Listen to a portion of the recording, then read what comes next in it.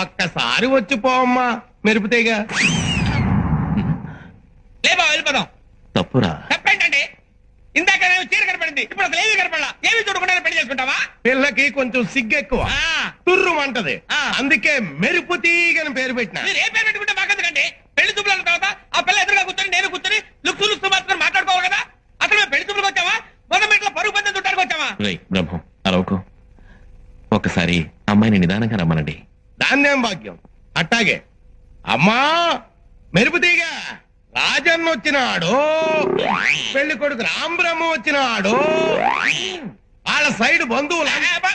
రాంబ్రహ్మ వచ్చినాడు, పెళ్లి కొడుకు చచ్చినాడు, బంధువులంతా చచ్చినారు అని ఓ దీర్ఘాలు తీసి ప్రాణాలు తోడేస్తున్నావు కదా. ఆ పెళ్లి కూతురి ఒకసారి చూపిస్తావు. అమ్మాయిని కాస్త కాఫీ తీసుకురమ్మని చెప్పండి.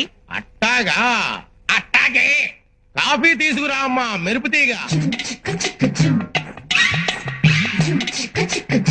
కాఫీ నాకు అలవాట్లేదమ్మా. కాఫీ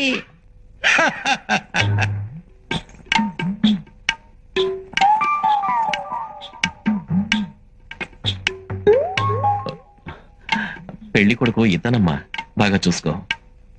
ఇంతసేపు మిమ్మల్ని చూస్తున్నాను, వాణ్ణి చూస్తేనే డోకొస్తుంది.